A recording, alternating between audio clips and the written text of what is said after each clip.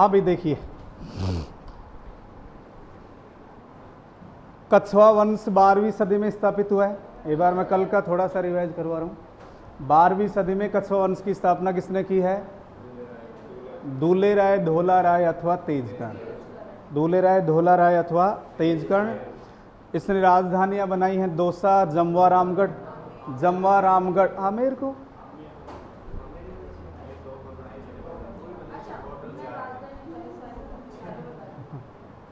जमवा रामगढ़ को क्या कहा गया? ढूंढाड़ का पुष्कर। ढूंढाड़ का पुष्कर। माची में कौन सा दुर्ग बनवाया? रामगढ़। किस नाम से बनवाया? रामगढ़ नाम से। इसके पश्चात एक कछवा कौन थे, इनके बारे में भी अलग अलग मत हमने पढ़े थे। एक तो ये अपने आप को कुश की संतान मानते हैं, इसलिए इनको कुशवा, फिर बाद में कछवा कहा गया। सूर्यमल मिश्रण के अनुसार कुर्म नामक रघुवंशी शासक की संतान होने के कारण ये कुर्म वंशीय कहलाए और कालांतर में क्या कहा जाने लगा? कछवा। डॉक्टर गौरी शंकर हीराचंद ओझा के अनुसार कछवा इनका मूल पुरुष था। कछवा इनका मूल पुरुष था, इसलिए क्या कहलाए? कछवा कहलाए। ठीक है। और कछवा वंश की स्थापना 1137 में की गई। कछवा वंश की कुल देवी, आप शीला देवी बोल रहे हो? इष्ट क्या बदल लो अगर गलत लिख रखा हो। झंडा कितने रंग का? पहले कैसा था? सफेद। ठीक है। और राज्य चिन्ह राधा गोविंद का क्या बना हुआ है? चित्र बना हुआ है। ठीक है। इसके बाद देखो,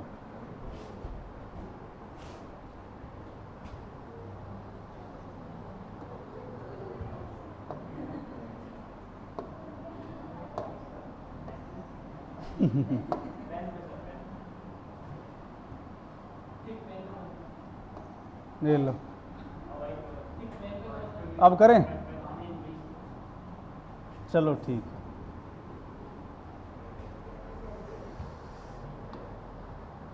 1200, चलो कोई बात नहीं, देखो आप तो 1207 ईस्वी में, मैंने कल भी बताया था आपको, शासक का नाम क्या है? कल जो बताया था वो शासक कौन सा है? दूले राय है।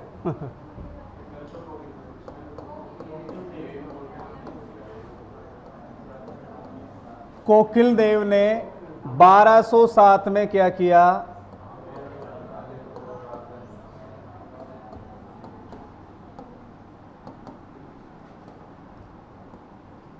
दिख तो रहा है ना आपको?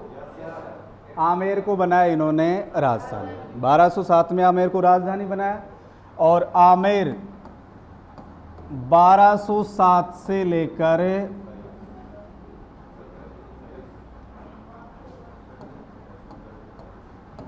1727 ईस्वी तक कछवा वंश की राजधानी के रूप में रहा। लगभग कितने वर्ष? 500 वर्ष तक। कितने वर्ष तक? 500। इसके बाद एक शासक 1237 की बात है। बात कब की है? 1237। और एक शासक है, शासक का नाम क्या है? राजदेव। शासक का नाम क्या है? राजदेव। और इसने आमेर में कौन से महल बनवाए थे? कदमी महल बनवाए। कौन से महल बनवाए? कदमी महल। और यहाँ कछवा वंश के राजाओं का राज तिलक होता था। यहाँ कछवा वंश के राजाओं का राज तिलक किया जाता था। इसके बाद राजदेव के बाद एक शासक का उल्लेख मिलता है, उसका नाम है पंचवन देव। शासक का नाम मिलता है पंचवन देव। ये एक शक्तिशाली शासक था, बस इतना उल्लेख मिलता है। ये कैसा शासक था भाई? नाम इसलिए लिखवाया गया है, हो सकता है कभी एग्जाम में पूछ लिया जाए कि पंचवन देव नामक शासक का संबंध किस रियासत से था। कोई पता नहीं है क्वेश्चन का, पूछ लिया जाए तो एक लाइन याद रखनी है, पंचवन देव।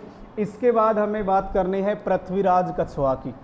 पृथ्वीराज कछवा, उसके बारे में अध्ययन करते हैं। पहले आप एक बार 2-3 लाइनें लिख लो, इतने में चाय पी लो। ठीक है, लिखो।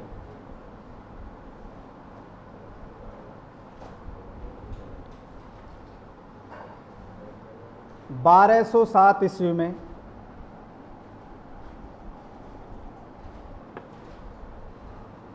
1207 ईस्वी में कोकिल देव ने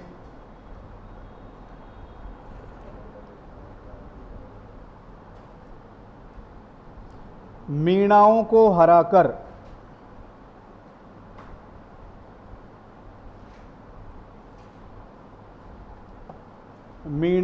हराकर आमेर को राजधानी बनाया।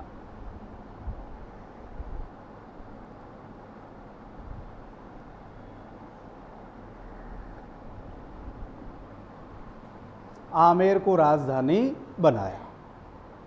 क्लियर। अब आमेर कब तक राजधानी रहा? 1727 तक। लिखिए 1727 ईस्वी तक आमेर राजधानी रहा।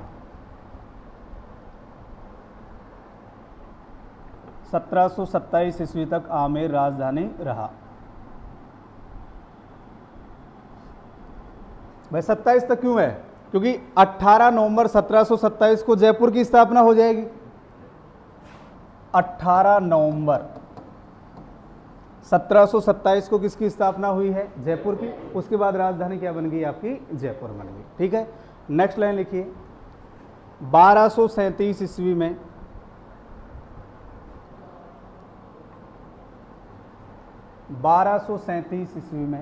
शासक का नाम क्या है? राजदेव। राजदेव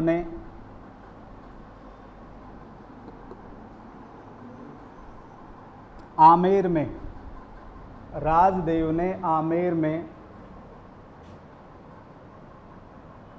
कदमी महलों का निर्माण करवाया। आमेर में कदमी महलों का निर्माण करवाया। इन महलों में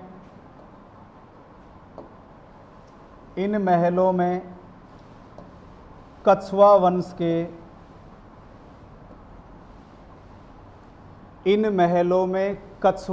के राजाओं का राज तिलक होता था। इन महलों में कछवा वंश के राजाओं का राज तिलक होता था। इन महलों में कछवा वंश के राजाओं का राज तिलक होता था। क्लियर। लाइन चेंज करके लिखो। राजदेव के पश्चात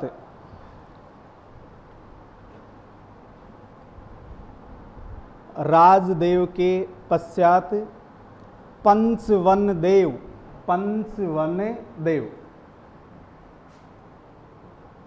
राजदेव के पश्चात पंचवन देव नामक एक शक्तिशाली राजा का उल्लेख मिलता है।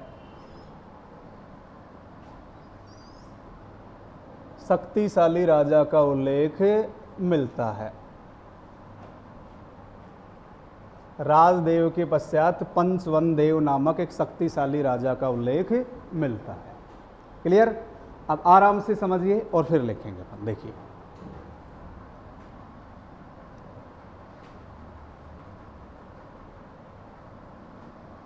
एक शासक है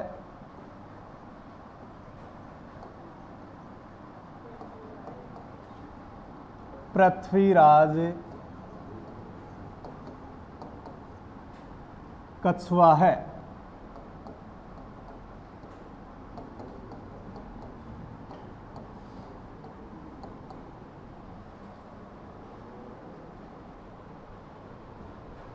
(1503 से 1527) 1503 से 1527 शासक का नाम क्या है? पृथ्वीराज कछवा। आप ध्यान रखेंगे। देखो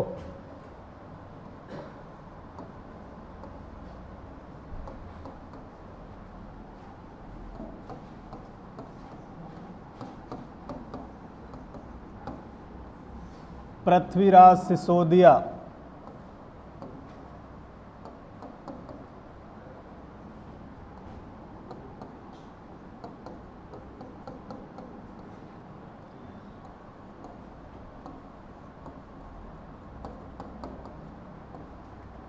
पृथ्वीराज राठौड़, ये चारों नाम अलग हैं। ये चारों नाम अलग हैं और चारों ही अपनी अपनी दृष्टि से महत्वपूर्ण हैं। तो इसके बारे में तो अभी अध्ययन करना ही हमें। पृथ्वीराज कछुआ के बारे में। पृथ्वीराज सिसोदिया की बात करें, इसका संबंध था मेवाड़ से। इसका संबंध कहां से था? मेवाड़ से। इसे उड़ना राजकुमार कहा जाता है। क्या कहा जाता है इसे? उड़ना राजकुमार। और ये वही पृथ्वीराज सिसोदिया है जिसने अजय मेरू या गढ़बीठली दुर्ग की मरम्मत करवाई या पुनर्निर्माण करवाया और अपनी पत्नी तारा के नाम पर इस दुर्ग का नाम बदलकर तारागढ़ रखा था। वर्तमान में उस दुर्ग को क्या कहा जाता है? अजय मेरू को तारागढ़ के नाम से। ठीक है। एक है पृथ्वीराज चौहान थर्ड, ये अजमेर के शासक थे और मोहम्मद गोरी के साथ 2 युद्ध हुए हैं। बाकी और भी कई युद्ध हैं, लेकिन केवल अपन बेसिक बात कर रहे हैं। पृथ्वीराज राठौड़, इनका संबंध है बीकानेर से। पृथ्वीराज राठौड़ का संबंध कहाँ से है? बीकानेर से। इनकी एक प्रसिद्ध रचना है बेली कृष्ण रुक्मणी। सुनाओ नाम। इनकी एक प्रसिद्ध रचना है, उसका नाम क्या है? बेली कृष्ण रुक्मणी। ये 3 नाम ऐसे एक जैसे हैं, लेकिन ये चारों क्या हैं? अलग हैं। चारों अलग अलग हैं। ठीक है। इसके बाद देखिए,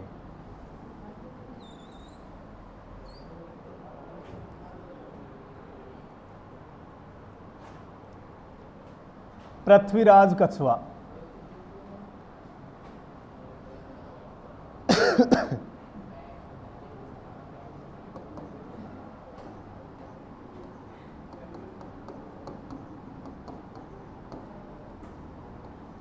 इनकी पत्नी का नाम है बालाबाई। पत्नी का नाम क्या है? बालाबाई।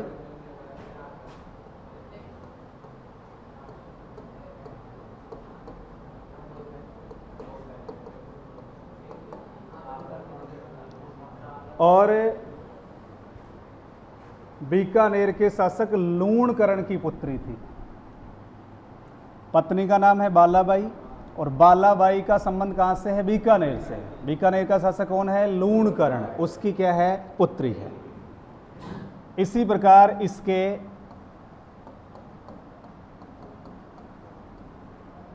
12 पुत्र थे। पृथ्वीराज कछुआ के कितने पुत्र थे? अब ऐसे असमंजस की स्थिति में कैसे देखो? 12।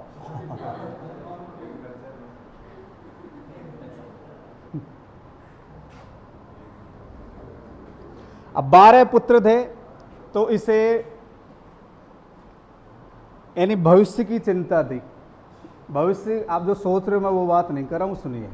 भविष्य की चिंता का मतलब क्या हुआ कि मेरी मृत्यु के बाद हो सकता है कि भाई उत्तराधिकारी संघर्ष करें, और उत्तराधिकारी संघर्ष कोई नई बात नहीं है। जैसे अपन मुगल उत्तराधिकारी संघर्ष की बात करें, मुगलों में उत्तराधिकारी संघर्ष जो एक सबसे वृहद स्तर पर उत्तराधिकारी संघर्ष हुआ, वो शाहजहाँ के समय हुआ था।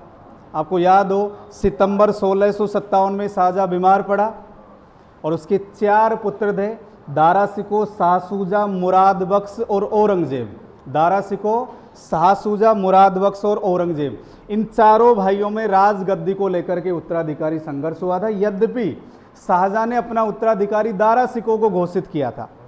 अपन बात करेंगे जब मेवाड़ का इतिहास पढ़ेंगे, आमेर के इतिहास में भी आएगा भाई कौन कौन से शासक थे, किन किन शासकों ने उत्तराधिकारी युद्ध में भाग लिया और किसका साथ दिया, वो अपन जब टॉपिक पढ़ेंगे वहां बात करेंगे। तो उत्तराधिकारी संघर्ष आपके औरंगजेब की मृत्यु के बाद भी हुआ।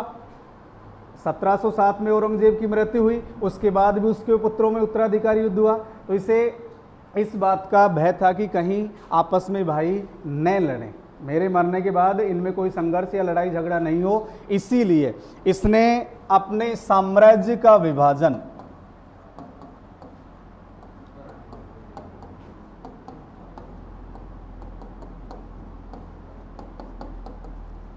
कितने भागों में कर दिया?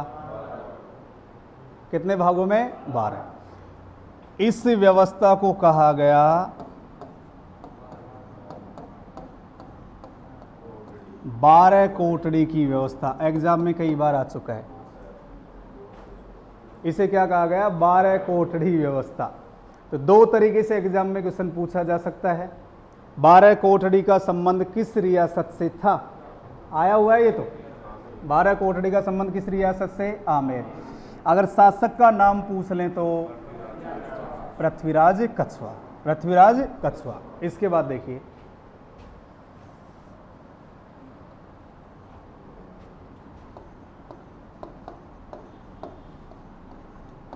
खानवा का युद्ध।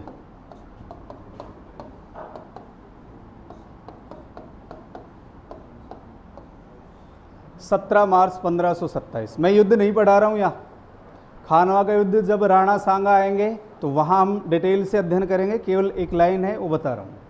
खानवा का युद्ध किस किस के मध्य हुआ? बाबर और राणा सांगा, बाबर व राणा सांगा के मध्य। तो इस युद्ध में पृथ्वीराज कछवा ने सांगा का साथ दिया था। क्या कह रहे हो? बाबर तो विदेशी था। तो बाबर का संबंध कहां से है? फरगना। बाबर का संबंध कहां से है? फरगना, अफगानिस्तान के आसपास का क्षेत्र है फरगना। और जब अपन राणा सांगा पढ़ेंगे मैं बाबर के बारे में बता दूंगा, ठीक है। तो राणा सांगा और बाबर के मध्य खानवा का युद्ध हुआ 17 मार्च 1527 को। इस युद्ध में पृथ्वीराज कछवा ने किसका साथ दिया? सांगा का। और इस युद्ध में ये लड़ते हुए वीर गति को प्राप्त हुए। तो 1527 में किसका देहांत हो गया? पृथ्वीराज कछवा। शासनकाल भी देखो क्या है, 1503 से 1527। इसके बाद देखिए, अगर हम पृथ्वीराज कछवा की बात करें, ये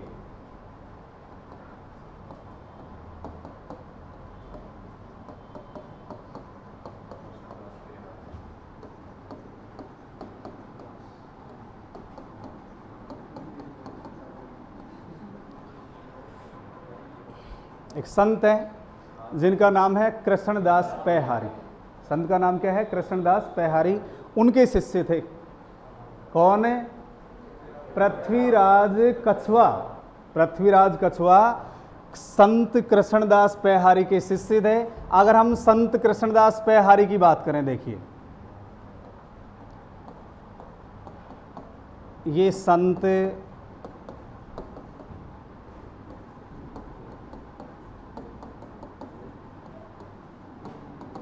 रामानंद के शिष्य थे। किसके शिष्य थे? संत रामानंद के। संत रामानंद की यदि हम बात करें, इन्होंने एक संप्रदाय स्थापित किया था, उसका नाम था रामानंदी संप्रदाय।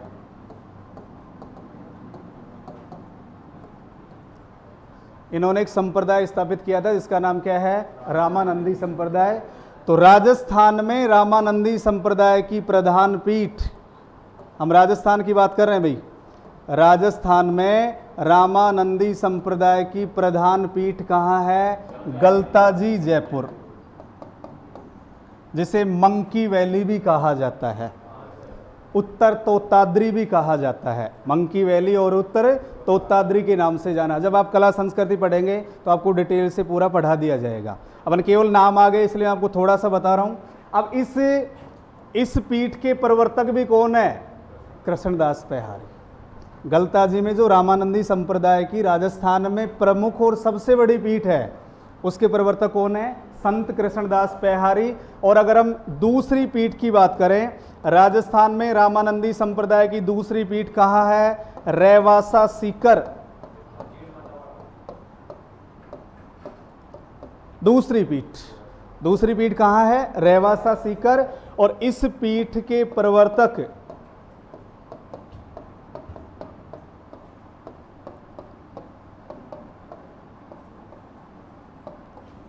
संत अग्रदास जी है, आज भी है ना।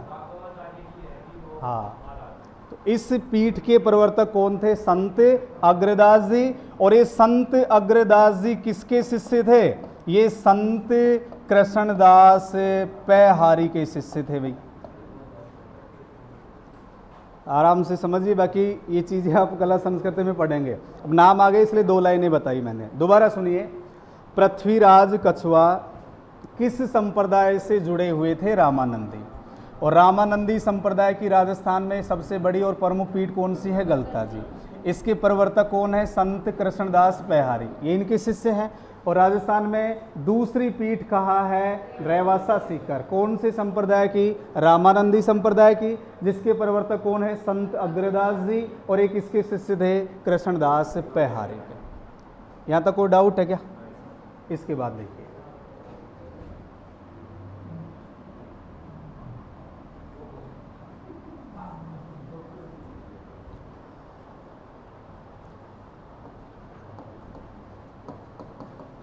पृथ्वीराज ने, पत्नी का नाम क्या है? बालाबाई। बालाबाई के कहने पर अपने छोटे पुत्र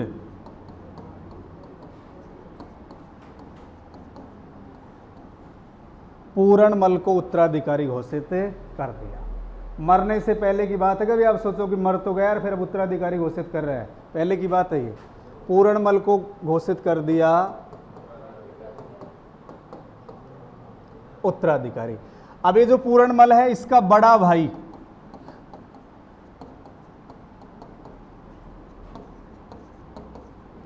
भीमदेव, भीमदेव ने इसके विरुद्ध कर दिया विद्रोह। छोटे पुत्र को उत्तराधिकारी घोषित किया तो बड़े पुत्र ने कर दिया इसके विरुद्ध विद्रोह। बाकी उसने तो पहले व्यवस्था कर भी दी थी बेचारे ने, 12 भागों में विभाजित भी कर दिया था। इसके बाद देखिए, ये जो पूरणमल था ये 1527 से 1533 तक शासक रहा। 1527 से 1533 तक शासक कौन रहा? पूरणमल। भीमदेव ने विद्रोह करके क्या किया? इसे गद्दी से हटा दिया और 1533 से 1536 तक शासक कौन रहा? भीमदेव। अब 3 साल की बात करो, 3 दिन के भी शासक रहे हैं। बन गया शासक भीमदेव। अब ये जो भीमदेव था, इसके पुत्र का नाम दोबारा समझा दूंगा मैं, आप आराम से समझ लीजिए। इसके पुत्र का नाम था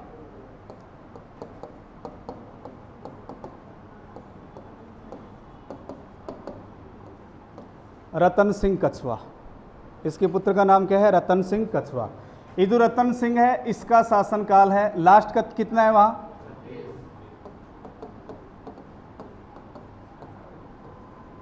36 से 47। इसका शासनकाल क्या है? 1536 से 1547।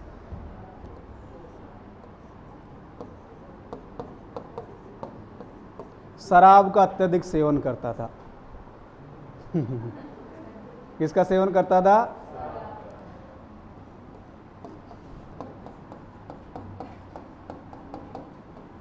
विलासितापूर्ण जीवन व्यतीत करता था और शासन कार्यों में इसकी रुचि नहीं थी। बताऊंगा मैं क्लास के बाद। शासन कार्यों में इसकी रुचि नहीं थी। और इसके समकालीन आप देखिए समय क्या है? समय देखिए एक बार आप, समय क्या है? 1536 से 1547। इस समय एक शासक का नाम सुना होगा आपने, शेरशाह सूरी। यद्यपि अगर हम इस समय की बात करें, देखो हुमायूं भी शासक है 1530 से 1540, और फिर हुमायूं दोबारा शासक बनेगा 1555 से 1556। 2 बार गद्दी पे बैठे गए। अपन बात करेंगे जैसे जैसे टॉपिक आएंगे।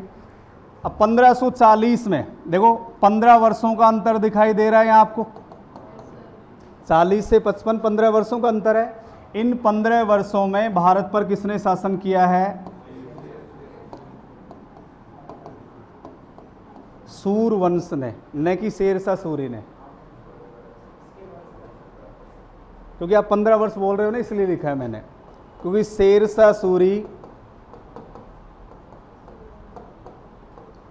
1540 से 1545 तक ही शासक था। शेरशाह सूरी का समय क्या है? 1540 से 1545 से। तो इसने शेरशाह सूरी की अधीनता स्वीकार की है। आमेर का वह शासक जिसने शेरशाह सूरी की अधीनता स्वीकार की, तो वो कौन हो जाएगा? अधीनता स्वीकार कर ली। मैं दोबारा क्लियर करवा दूंगा, आप एक बार आराम से समझ लीजिए, दोबारा बता दूंगा सारी बातें। इसके बाद देखिए, ये जो रतन सिंह कछवा है, इसके भाई का नाम था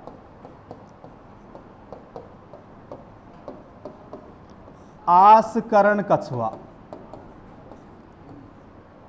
रतन सिंह कछवा शासक है, इसके भाई का नाम क्या है? आसकरण कछवा। अब इस आसकरण कछवा ने क्या किया? भारमल के कहने पर किसके कहने पर? भारमल के कहने पर अपने भाई की हत्या कर दी।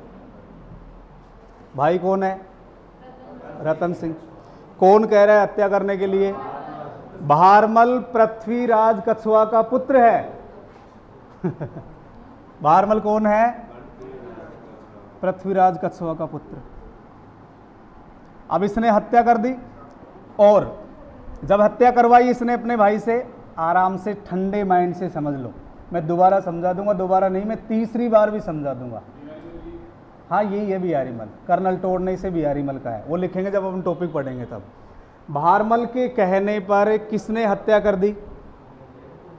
आस्कर्ण कछुआ ने। किसकी हत्या कर दी? अपने भाई रतन सिंह की। अब इसने हत्या करवाई थी तो इससे क्या कहा था कि आपको शासक बना देंगे, आपको शासक बना देंगे। आपको का मतलब क्या है? आस्कर्ण को। इसको शासक बना भी दिया, इसको शासक बना भी दिया, लेकिन भारमल ने कूटनीति का प्रयोग करते हुए इसे क्या कहा कि तू तो तेरे भाई का हत्यारा है, तू तो शासक बन ही नहीं सकता। भाई को गद्दी से हटाया। किसके भाई को? रतन सिंह कछुआ के भाई आस्कर्ण कछुआ को गद्दी से हटाया, और 1547 में फिर नया शासक कौन बन गया? भारमल बन गया। कौन बन गया? भारमल। तो भारमल के बारे में हमें डिटेल से अध्ययन करना है। इससे पहले एक बार पुनः समझ लीजिए, आराम से समझ लीजिए, डाउट लगे एक बार नहीं, आप 2 बार 3 बार 4 बार जितनी इच्छा हो पूछ लेना। देखिए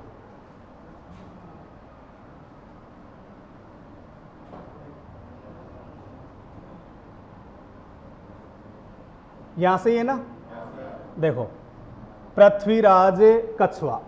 पृथ्वीराज कछुआ का शासनकाल क्या है? 1503 से 1527। पत्नी का नाम क्या है? बालाबाई। बालाबाई का संबंध कहाँ से? बीकानेर के शासक लूणकरण की पुत्री से।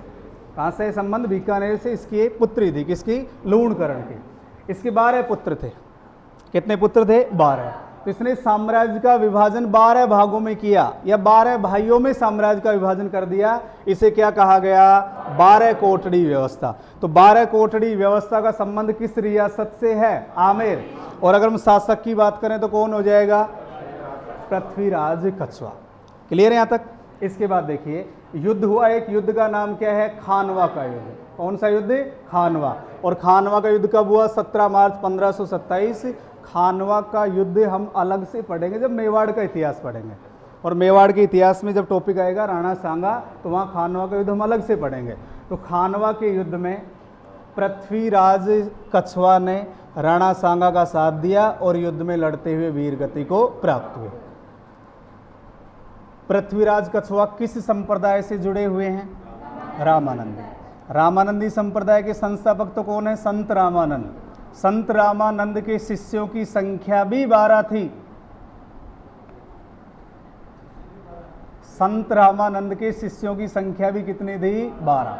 और उसने अलग अलग जातियों के लोगों को अपना शिष्य बनाया था, यानी अलग अलग जातियों के लोगों को। ये पहला व्यक्ति था जिसने संस्कृत के स्थान पर हिंदी में अपना प्रचार प्रसार किया था, हिंदी में अपने सिद्धांतों का प्रचार प्रसार किया था। पहला संत था जिनका नाम क्या है? रामानंद। इनका संबंध उत्तर प्रदेश से था। इनका संबंध कहाँ से था? उत्तर प्रदेश से। वो खैर जब आपके टॉपिक आएंगे वो पढ़ा देंगे आपको। अब कृष्णदास पैहारी व्यक्ति का नाम क्या है? संत का नाम क्या है? कृष्णदास पैहारी। ये किसके शिष्य हैं? रामानंद के शिष्य हैं। तो कौन से संप्रदाय से जुड़े हैं ये? रामानंदी संप्रदाय से। तो रामानंदी संप्रदाय के संत कृष्णदास पैहारी के शिष्य कौन है? पृथ्वीराज कछुआ। राजस्थान में रामानंदी संप्रदाय की प्रधान पीठ कहाँ है? गलताजी, जयपुर। और इस पीठ के प्रवर्तक कौन है? कृष्णदास पैहारी। कौन है? कृष्णदास पैहारी। कृष्णदास पैहारी के शिष्य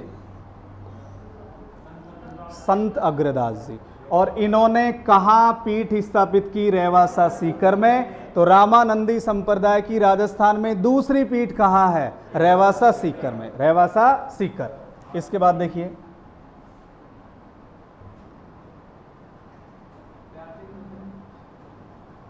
ये भी अजीब ही है। इसके बाद देखो पृथ्वीराज ने, मैं वैसे बता रहा हूं सुनो, पृथ्वीराज ने अपनी पत्नी बालाबाई के कहने पर, इसको बोलना है कैसे, किसके कहने पर?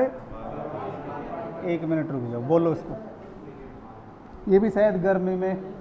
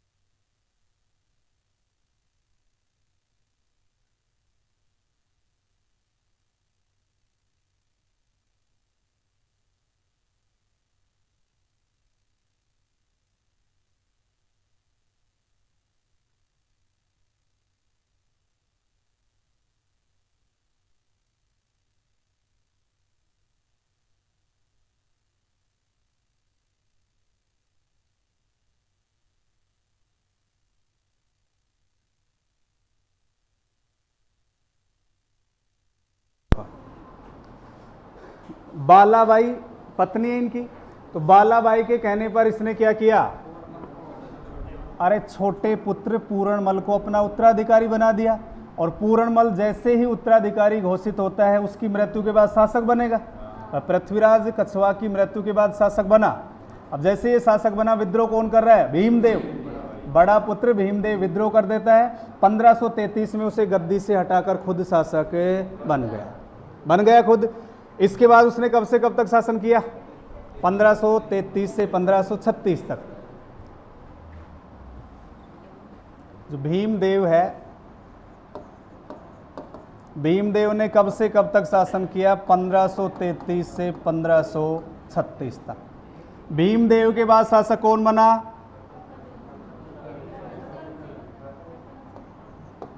पुत्र का नाम क्या है, रतन सिंह कछवा। 1500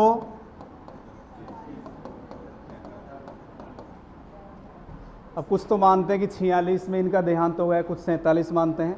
रतन सिंह कछवा के बारे में यदि हम बात करें, किसकी अधीनता स्वीकार की, किसकी अधीनता, शेरशाह की। इसी प्रकार ये विलासी था और शासन के प्रति इसकी कोई रुचि नहीं थी। भाई का नाम है, अरे अभी तो बताया है, आस्करण कछवा किसके कहने पर, भारमल के पिता का नाम है पृथ्वीराज कछवा। इसके एक पुत्र का नाम और मिलता है पृथ्वीराज कछवा के, 12 पुत्र है ना, एक पुत्र का नाम मिलता है सांगा कछवा, जिसने सांगानेर बसाया था। हाँ, ये जयपुर वाला सांगानेर, और कहीं भी है क्या सांगानेर, क्या बसाया इसने, सांगानेर। और आस्करण ने अपने भाई की हत्या कर दी। कुछ समय के लिए इसे गद्दी पे बिठाया गया, लेकिन भारमल ने इसे गद्दी से हटा करके खुद सिंहासन प्राप्त किया। उसके बाद हमें बात करनी है किसकी, भारमल या बिहारीमल की। तो एक बार ना, वैसे गद्दी से हटा दिया। लिखिए लास्ट कहां तक हो गया था,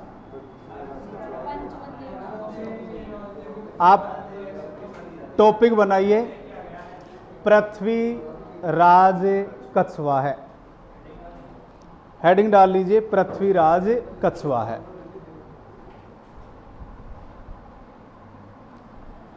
शासनकाल क्या है भाई, 1503 से 1527, 1503 से 1527 लिखो इसमें। पृथ्वीराज कछवा का विवाह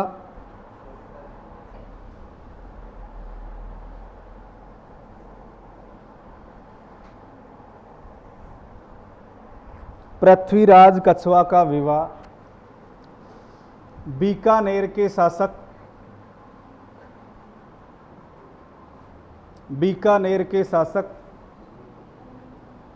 लूणकरण की पुत्री, बीकानेर के शासक लूणकरण की पुत्री, पुत्री का नाम क्या है, बालाबाई। लूणकरण की पुत्री बालाबाई के साथ हुआ। नेक्स्ट लाइन, इसके 12 पुत्र थे।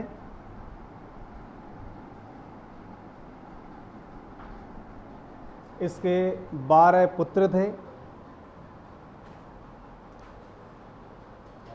12 पुत्रों में अपने साम्राज्य का विभाजन किया। 12 पुत्रों में अपने साम्राज्य का विभाजन किया। 12 पुत्रों में अपने साम्राज्य का विभाजन किया। इसे 12 कोटड़ी व्यवस्था कहा गया।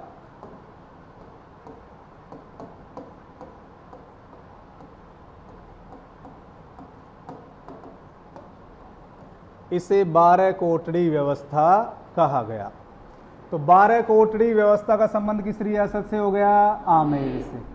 रियासत आमेर और शासक की बात करें Prithviraj Kachhwaha. Clear? Next line लिखिए।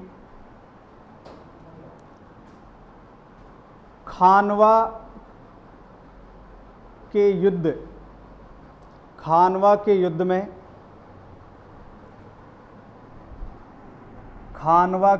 में पृथ्वीराज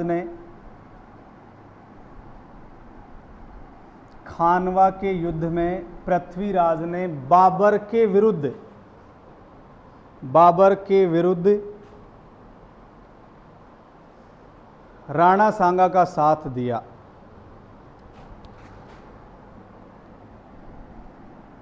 बाबर के विरुद्ध राणा सांगा का साथ दिया। युद्ध में लड़ते हुए वीर गति को प्राप्त हुए। युद्ध में लड़ते हुए वीर गति को प्राप्त हुए। युद्ध में लड़ते हुए वीर गति को प्राप्त हुए। इसके बाद लिखिए नेक्स्ट लाइन। ये का मतलब पृथ्वीराज कछवाहा, ये रामानंदी संप्रदाय के संत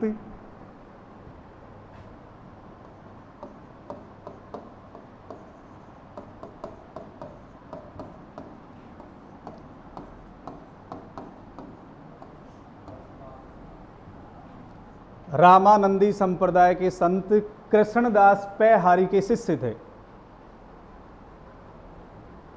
रामानंदी संप्रदाय के संत कृष्णदास पैहारी के शिष्य थे। नोट डाल के एक लाइन लिख लो। नोट। राजस्थान में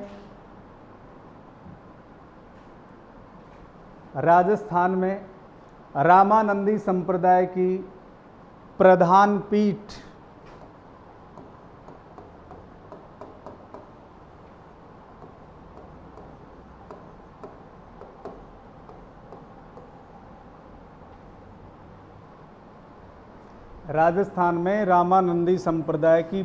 पीठ गलताजी जयपुर में है।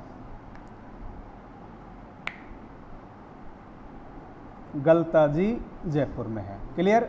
बाकी ये जो पीठ वगैरह हैं ये संत संप्रदाय आप अलग से पढ़ेंगे। एक लाइन और लिखिए। पृथ्वीराज के पुत्र सांगा कछवाहा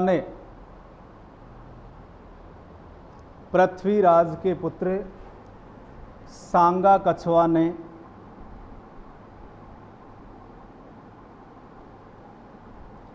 सांगानेर बसाया।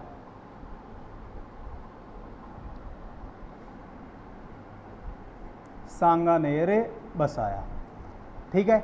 अब पृथ्वीराज ने किसके कहने पर? बालाबाई के कहने पर अपने छोटे पुत्र का नाम क्या है? पूरणमल। छोटे पुत्र का नाम क्या है? पूरणमल को अपना उत्तराधिकारी घोषित कर दिया। तो उसकी मृत्यु के बाद शासक कौन बना? पूरणमल। कौन बना? पूरणमल। और ये कब से कब तक शासक रहा? भाई इससे पहले यदि हम बात करें, अरे कब से कब तक? 1527 से 1533 तक। तो जैसे ही ये शासक बना, विद्रोह कर दिया गया भीमदेव के द्वारा और 1533 में भीमदेव ने इसे गद्दी से हटाया, खुद शासक बन गया। और उसके बाद फिर उसका पुत्र रतन सिंह कछवाहा। तो नेक्स्ट लाइन लिखो, वैसे ही लिख लो सीधा इसी में। बालाबाई के कहने पर बालाबाई के कहने पर पृथ्वीराज कछवा ने, बालाबाई के कहने पर पृथ्वीराज कछवा ने अपने छोटे पुत्र पूरणमल को उत्तराधिकारी घोषित किया। पूरणमल को उत्तराधिकारी घोषित किया।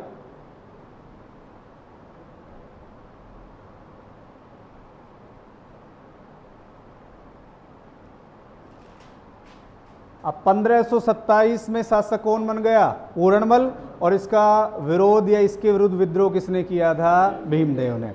तो पूरणमल 27 से 33 में कौन आ जाएगा? भीमदेव। तो नेक्स्ट लाइन लिखिए, पूरणमल 1527 से 1533 तक शासक रहा। पूरणमल 1527 से 1533 तक शासक रहा। नेक्स्ट लाइन लिखो, पूरणमल 1527 से 1533 तक शासक रहा। नेक्स्ट लाइन लिखिए, पूरणमल के बड़े भाई, पूरणमल के बड़े भाई भीमदेव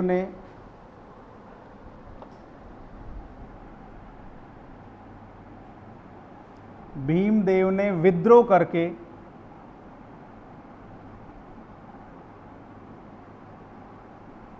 उसे गद्दी से हटा दिया। विद्रोह करके उसे गद्दी से हटा दिया।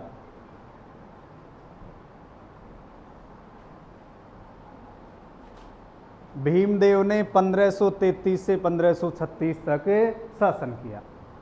भीमदेव ने 1533 से 1536 तक शासन किया।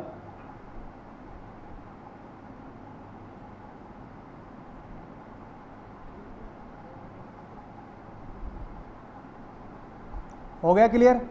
अब टॉपिक बना लीजिए आप, रतन सिंह कछवा। रतन सिंह कछवा। रतन सिंह कछवा शासनकाल लिखो इसका 1536 से 1547।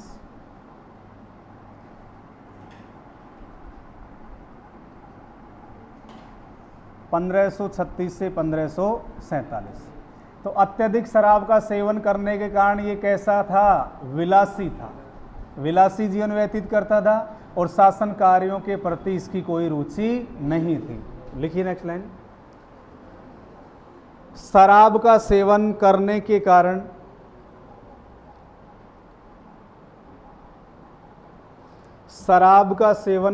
के कारण रतन सिंह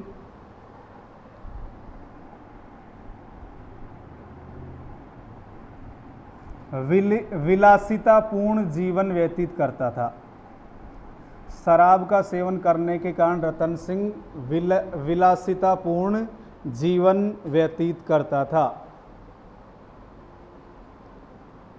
विलासितापूर्ण जीवन व्यतीत करता था। शासन कार्यों में उसकी रुचि नहीं थी।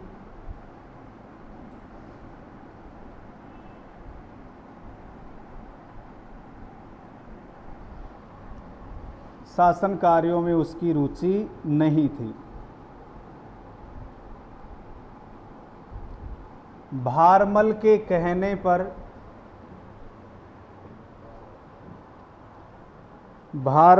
कहने पर आसकरण कछवा ने भारमल के कहने पर आसकरण कछवा ने अपने भाई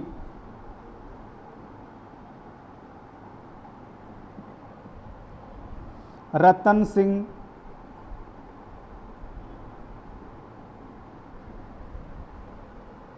को विष देकर मार दिया। या जहर देकर मार दिया, जहर देकर मार दिया, कर दी हत्या। अब खुद शासक भी बन गया, लेकिन भारमल ने इसे क्या कहकर, हत्यारा कहकर, भाई का हत्यारा बताकर इसे गद्दी से हटा दिया। लिखिए नेक्स्ट लाइन, भारमल ने आस्करण कछुआ को, भारमल ने आस्करण कछुआ को भाई का हत्यारा बताते हुए, भाई का हत्यारा बताते हुए गद्दी से हटा दिया।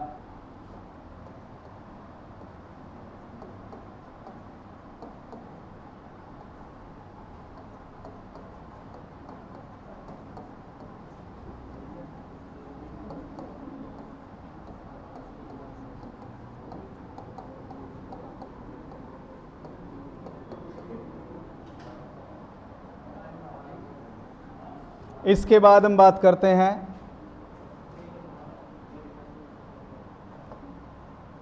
बहारमल अथवा बिहारी। बहारमल अथवा बिहारी, आराम से समझिए एक बार।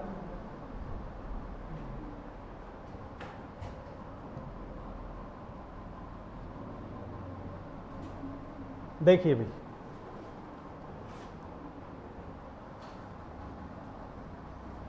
एक तो इनके पिता का नाम,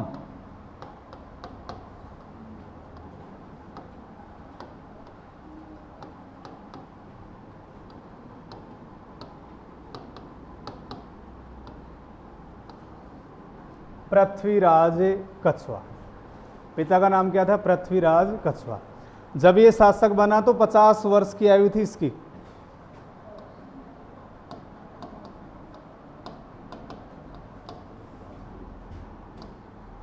पचास वर्ष की आयु में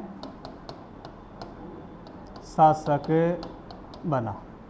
अब अगर हम बहारमल की समस्याओं की बात करें तो ये दो वजह से परेशान है। एक तो गृह क्लेश चल रहा है, अरे उसको गद्दी से हटाया, गृह क्लेश तो है ही। एक मीणाओं का भी प्रभाव बना हुआ है, अरे मीणाओं को तो पराजित करके इन्होंने वंश की स्थापना की है, जगह जगह से इनको निकाला गया है। तो दो वजह से ये परेशान था। दिसंबर 1556 की बात है, दिसंबर 1556, क्योंकि बहारमल के समकालीन जो मुगल शासक है, इसके समकालीन मुगल शासक है अकबर। अकबर का समय है 1556 से 1605। अकबर का समय क्या है? 1556 से 1605। तो बहारमल शासक था, इसके समकालीन मुगल वंश का शासक कौन है?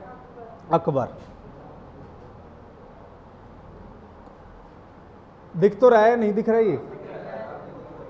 देखो इसके बाद दिसंबर 1556 की बात है। 1556 में अकबर शासक बना था। यद्यपि अकबर का राज्याभिषेक हुआ था 14 फरवरी 1556 को। अकबर का राज्याभिषेक कब हुआ था? 14 फरवरी 1556, कलानौर पंजाब में, कलानौर पंजाब। लेकिन दिसंबर 1556 की बात है।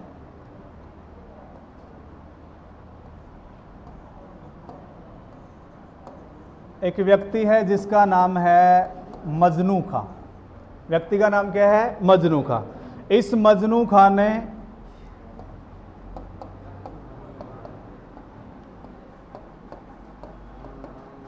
बहारमल और अकबर की मुलाकात कहाँ करवाई है?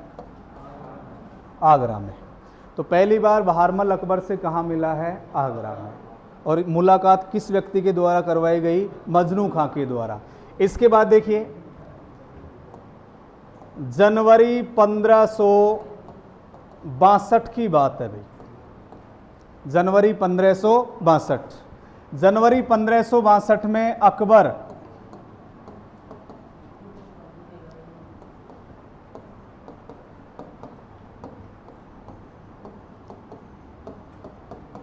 ख्वाजा की दरगाह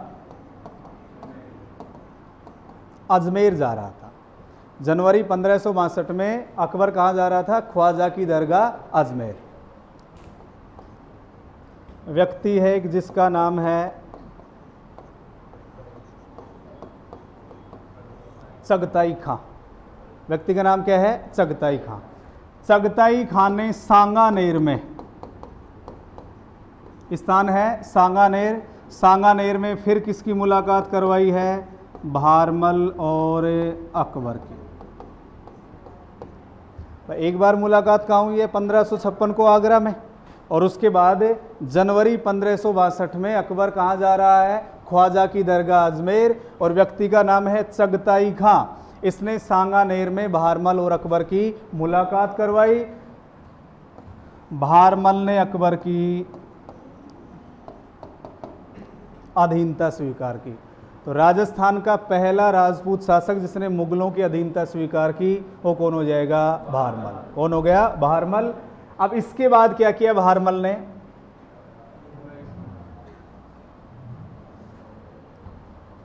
भारमल और भारमल की पुत्री का नाम क्या है?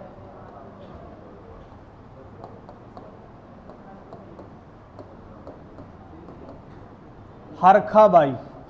नाम क्या है? हरखाबाई। हरखाबाई का विवाह किसके साथ कर दिया? अकबर के साथ। और विवाह कहाँ हुआ है? सांभर में।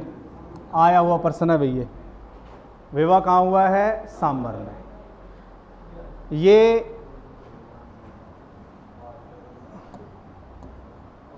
प्रथम मुगल राजपूत विवाह, प्रथम मुगल राजपूत विवाह 1562 में किस किस के मध्य हुआ? अकबर और भारमल की पुत्री का नाम क्या है? अब इस विवाह के बारे में अलग अलग विद्वानों के अलग अलग मत हैं। देखिए,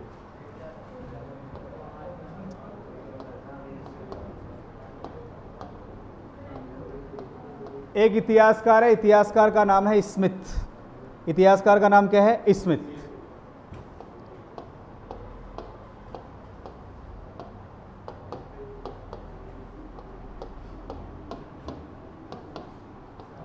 एक इतिहासकार है सर जदुनाथ सरकार। इतिहासकार का नाम क्या है? सर जदुनाथ सरकार।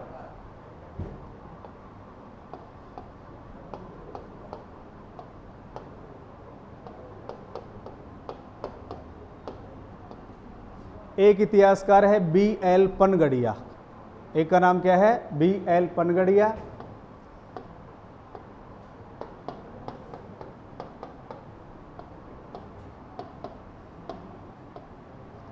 और एक का नाम है मथुरालाल शर्मा। देखिए, ये जो स्मिथ है इन्होंने पुस्तक लिखी द ग्रेट मुगल अकबर। ये पुस्तक है भाई, इनकी पुस्तक का नाम क्या है?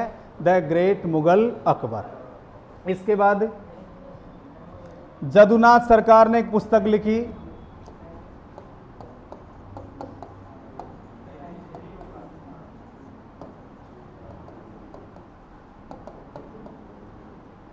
ए history of Jaipur. A history of Jaipur. इन दोनों ने राजस्थान का इतिहास लिखा है। पुस्तक राजस्थान का इतिहास नाम से लिखी है। अब जो स्मिथ है, स्मिथ ने अपनी पुस्तक द ग्रेट मुगल अकबर में क्या लिखा है? इसने केवल इतना लिखा है कि भारमल ने अपनी पुत्री का विवाह अकबर के साथ किया। केवल इतना लिखा है, पुत्री का नाम नहीं बताया इसने।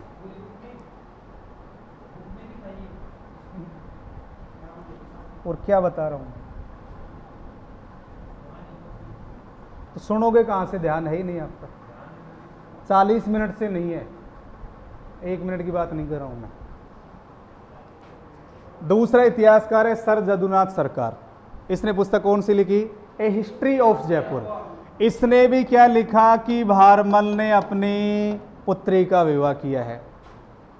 कोई नाम का उल्लेख नहीं किया। तीसरा इतिहासकार है B.L. पनगड़िया। इसने लिखा है कि भारमल ने अपनी पुत्री हरखा बाई का विवाह अकबर के साथ किया। तो नाम का उल्लेख हमें कहाँ से मिल रहा है? BL पनगड़िया। अब की ज़्यादातर आप पढ़ते हो ना जोधाबाई जोधाबाई जोधाबाई, वास्तविक नाम हरखा बाई है।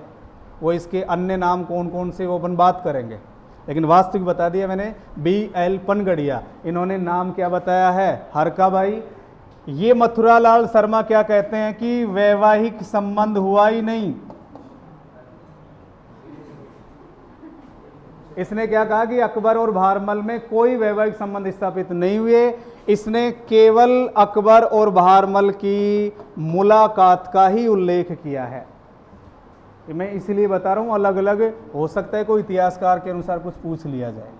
तो Smith the great Mughal Akbar, Jadunath सरकार ए हिस्ट्री ऑफ जयपुर, और इन दोनों ने राजस्थान का इतिहास लिखा है। यानी पुत्री के नाम का उल्लेख कौन कर रहा है? BL पनगड़िया।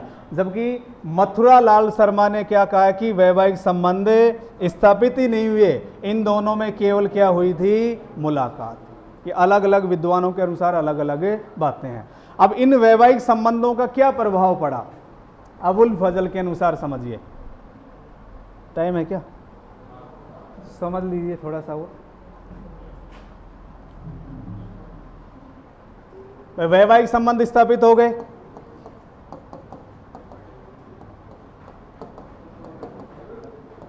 अब इन वैवाहिक संबंधों के बारे में आपने नाम सुना होगा अबुल फजल का।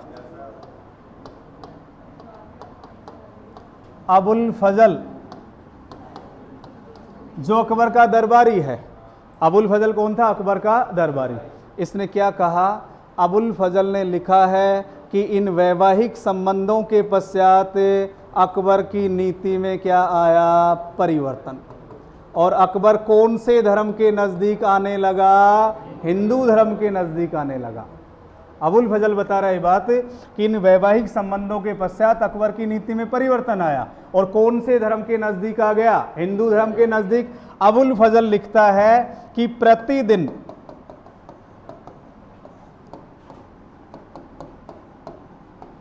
फतेहपुर सीकरी, जो कहा है यूपी में, आगरा यूपी में, अबुल फजल ने लिखा है कि फतेहपुर सीकरी के महलों में प्रतिदिन यज्ञों का आयोजन होने लगा।